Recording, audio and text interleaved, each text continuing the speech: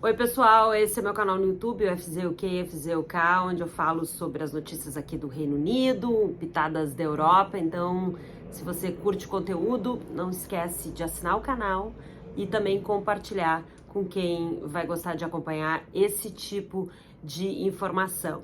Eu tô gravando 2 vídeos sobre a queda do Boris Johnson, ou seja, o primeiro-ministro, o político mais popular aqui do Reino Unido, sem dúvida, e uma das grandes personalidades, não estou dizendo se ele é um bom político ou não, mas é sim uma das grandes personalidades dessa década aqui na Europa, um nome muito conhecido e que, sem dúvida nenhuma, ele pode deixar de ser primeiro-ministro, mas ele está longe de ficar fora dos holofotes e da vida pública ou de algum protagonismo por um bom tempo ainda. Então, eu tô gravando esses 2 vídeos explicando primeiro o que foi o estopim, assim, para ele cair, e depois também, afinal, o que ele deve fazer, o que é esperado para os próximos meses.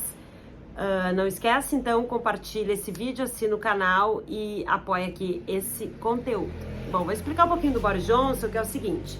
Afinal, já não tinha tido Partygate, tinha tido um encontro com agente da KGB que ele não tinha registrado, não tinha feito o protocolo oficial que tem que ser feito, e tem tantos incidentes aí no governo Boris Johnson, a própria negação dele no início da pandemia, que depois, claro, foi um pouco mais atenuado porque teve uma bem-sucedida campanha de vacinação, mas ele foi um negacionista, sim, no início da pandemia e depois também muito criticado por causa disso. Por que agora, né, justamente nesse momento, o Brexiteer, o político que comandou o Brexit e entregou realmente, fez esse acordo aos trancos e barrancos, porque tem muitos ajustes a serem feitos, mas por que agora ele caiu?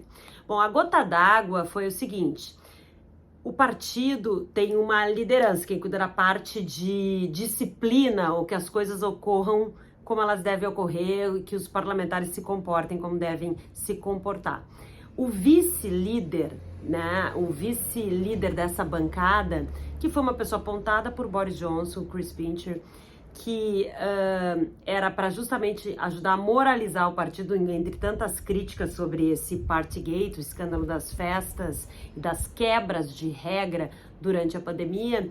Ele teve um incidente, ele estava num clube fechado de Londres, nesses clubes privados que existem aqui, só entram os sócios, nesse caso, nesse clube, são os integrantes do partido conservador, e ele teve um comportamento inadequado, ele bebeu, assediou 2 homens, tocou neles. Bom, tem uma série de relatos com riqueza de detalhes, e ele foi obrigado a pedir, se sentiu, né, obviamente, na obrigação de pedir demissão depois desse comportamento.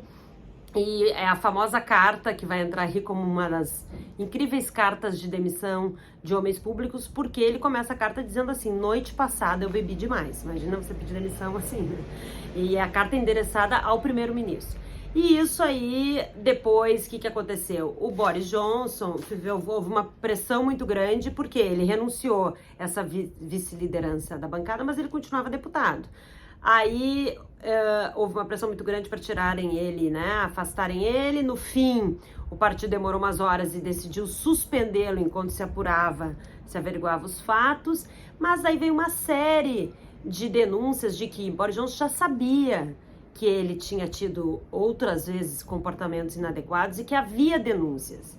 E o que ele fez, o primeiro-ministro? Ele negou. Primeiro ele negou, disse que não era verdade, depois não era bem assim, depois ele nunca tinha sido condenado. Bom, foi o que aconteceu em vários episódios desse mandato dele como primeiro-ministro e na carreira também como político de Boris Johnson. Ele começa com uma versão, depois vai adaptando, depois pressionado ele disse outra coisa, até que um funcionário público aposentado deu uma entrevista, um programa, um dos principais programas políticos aqui de rádio, e disse o seguinte: olha, eu esperei 5 dias, o governo teve 5 dias para esclarecer essa história, não esclareceu. Sim, o primeiro-ministro sabia, e tem os detalhes, que há sim relatos de comportamentos inadequados. Aí, pressionado por esse testemunho aí, esse depoimento incrível desse funcionário aposentado, que lá pela Santa Entrevista disse o seguinte: olha, é estranho o que eu tô fazendo, né? Não é muito comum, mas a gente às vezes tem que sim ser chamado à responsabilidade de fazer o que é certo. Imagina a descompostura que ele passou no primeiro-ministro, né? E então, o Boris Johnson, pressionado por essa verdade aí que realmente surgiu, ele fez o que também já fez em outros momentos, em outros episódios. Chamou a imprensa, deu uma entrevista assim, veja bem, pois realmente eu sabia, desculpa, quero pedir desculpa, mas as medidas já foram tomadas, ele já foi afastado. Só que aí já vinha uma série, foi o desgaste, foi a gota d'água, e o que realmente começou a tirar ele do cargo ali foi uma ação orquestrada entre os seus dois principais ministros, que é o ministro das Finanças, o Rishi Sunak, e o ministro da Saúde, o Sajid Javid, que pediram demissão.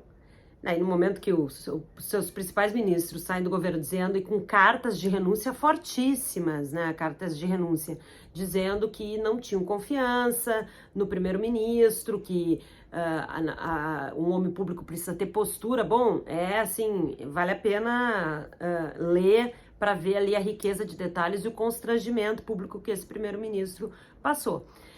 No momento que eles pediram demissão, uma série de outros ministros, secretários e assessores, o primeiro escalão do governo, começaram a pedir demissão, porque se esperava que Boris Johnson dissesse, bom, eu vou renunciar então, já que não tenho apoio dos meus pares. Mas ele não fez isso, e aí foi um efeito cascata aí de pelo menos mais de 58 políticos que estavam nesses cargos, entre ministros, como eu disse, secretários, assessores, pediram demissão publicamente, todos com declarações muito fortes. Até que então, o que realmente fez... Primeiro parecia um governo que não conseguia funcionar, porque não ia ter quem substituísse esses ministros. Aí ele realmente anunciou um novo ministério, ele consegue repor essas pessoas, mas o que fez ele realmente bater o martelo e dizer, bom, eu vou ter que ir, foi quando esse líder do Comitê 1922, que é o comitê que realmente dá as regras do Partido Conservador, que é chamados backbenchers, né? São os deputados que se sentam atrás, nos bancos, literalmente nos bancos de trás do parlamento. Esse líder desse comitê vai a Downing Street, se reúne com o primeiro-ministro e diz assim, olha, acabou, tu não tem mais apoio, né? Não, por mais que você tenha feito uma eleição com um voto que deu uma maioria histórica para o Partido Conservador, mas nos últimos 30 anos, esse é o sistema parlamentarista, né? O mandato é do Partido Conservador, não é dele, como o Boris estava dizendo. Aí ele concorda em sair e faz um discurso na frente da Downing Street, número 10, com todos os seus funcionários ali, o seu núcleo de apoio do lado ali, né, se manifestando, batendo palmas. A mulher dele, com a filhinha pequena, também faz uma imagem boa, assim, para relações públicas, porque a menina, ele foi primeiro-ministro, casou e teve 2 filhos. Essa menina, que ainda é bem bebê, de poucos meses, nem tinha tido nenhuma foto divulgada ainda. Então, foi nessa renúncia que se vê ela ali no sling, no colo da mulher do Boris Johnson. E o Boris Johnson pede demissão, mas ele renuncia à liderança do partido, mas sem pedir desculpas, sem assumir que foi um festival de mentiras aí nesses 2 anos e de, pelo menos, de versões diferentes, né? Afinal, as coisas que nem o escândalo das festas, começou que não teve festa nenhuma e terminou, olha, eu não sabia bem das regras, eu tive, mas eu achei que não estava descumprindo. Então, não é bem assim, que ele não tem, obviamente, culpa no cartório, né? E ele caiu, claro, ele não foi tão bombástico quanto se esperava, mas causou a fúria do partido, porque ele deu a entender o seguinte, que quando a manada, né, o rebanho se movimenta, que foi ele está fazendo essa análise, que foi essa demissão em massa, ficou difícil de controlar, porque eles disseram, olha, as pessoas, os políticos, nem é que eles queriam sair, mas eles se sentiram pressionados pela opinião pública e por essa atitude orquestrada de pessoas que queriam o lugar dele. O certo é que ele já tinha tido um voto de desconfiança, tinha ganho por uma maioria pequena, que também era considerado um desgaste incrível, e já há pelo menos 8 meses, um pouco mais, já se dizia que não era uma questão se ele iria sair, mas era apenas uma questão de quando ele iria sair, que ele tinha sim se desgastado e o partido já não tinha como mantê-lo no cargo. Então o que a gente está vendo agora é essa sucessão aí, só para vocês entenderem, e agora o processo que vai escolher o novo líder do Partido Conservador, consequentemente o novo primeiro-ministro do Reino Unido. Tem um vídeo aqui no canal explicando aí, porque as regras também mudaram, mas a gente vai ficar sabendo quem é esse novo primeiro-ministro em 5 de setembro. Bom, então não se esquece, assina aqui o canal, compartilha esse vídeo com quem pode gostar desse tipo de conteúdo. Fernanda Zaffari, direto de Londres.